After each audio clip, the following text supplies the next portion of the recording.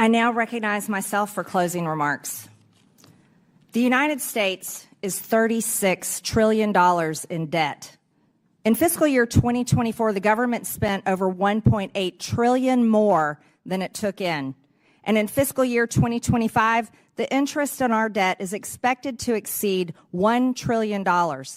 As we continue investigating waste, fraud, and abuse, and we can look no further than the Corporation for Public Broadcasting, the LGBTQ indoctrination of our children, the systematic racism narrative, and the support for censorship being pushed by the heads of NPR and PBS are just several of the many abuses of taxpayer dollars. And if you are one of the select few who might support such content, you can personally support and fund it with your own money through private donations, because the reality is the United States of America is broke and can't afford it. And after all, PBS and NPR are already fundraising off of this committee hearing.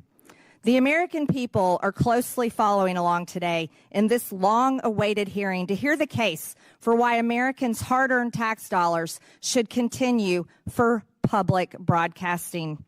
I think from what we have heard here today, the American people will not continue to allow such propaganda to be funded through the federal government with their hard-earned tax dollars.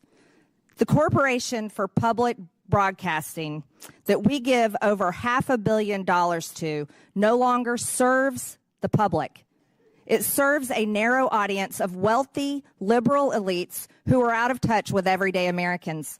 Not only have the times changed and the American people who once needed these outlets can now access the news anywhere at any time, but the content that is being put out through these state-sponsored outlets is so radical, it is brainwashing the American people and, more significantly, American children with un-American, anti-family, pro-crime fake news.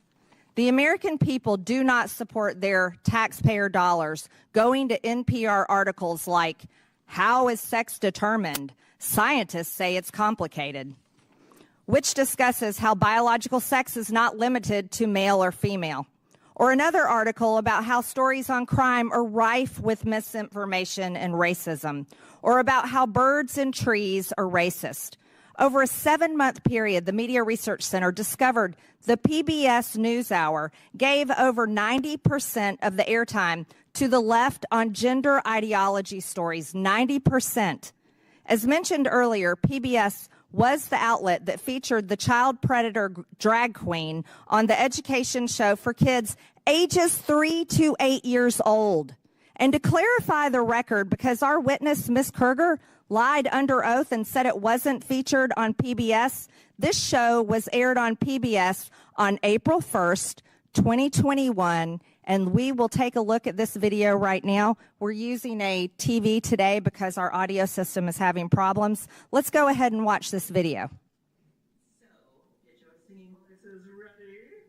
And we're going to start with our hips.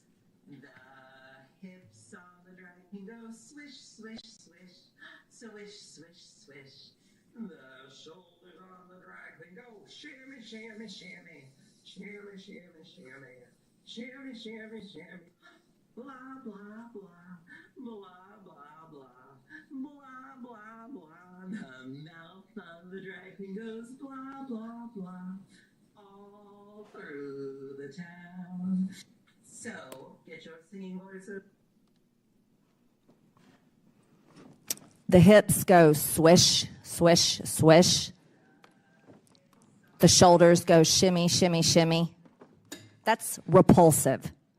That's not what children ages 3 to 8 should ever be watching. A grown biological man posing as a woman. And by the way, Ms. Kerger, that was aired on April 1st, 2021. And then something happened. It wasn't an accident. And it wasn't just for a brief time that it was up. It was aired April 1st. And then somehow it expired May 24th. Later on, it was taken down. I wonder why. Wonder why that was taken down. Another egregious example includes back in 2010, PBS's Travis Smiley stated that Christians blow up people every single day. Haven't seen that ever happen in my life. And today, if you look on NPR's website, there is still zero mention of any negative coverage of any Democrat today. And trust us, there are more than plenty of examples to pull from. How about a member from this committee making fun of the governor of Texas for having a disability and living his life in a wheelchair? Ms. Maher. From headlines to podcasts to documentaries to children's programming, NPR and PBS have all but abandoned their promise to deliver unbiased, nonpartisan, and fact-based reporting. The American people have woken up to this nonsense and blatant disregard for truth, and truth matters. And they will not put up with it any longer.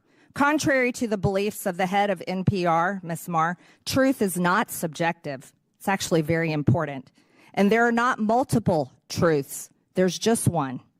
For a civilization to exist, objective truth must exist. It must be embraced. It must be protected. It is not a distraction. And despite many attempts to whitewash it, truth will prevail. The Corporation for Public Broadcasting is using taxpayer dollars to actively suppress the truth, suppress diverse viewpoints, and produce some of the most outlandish, ludicrous content.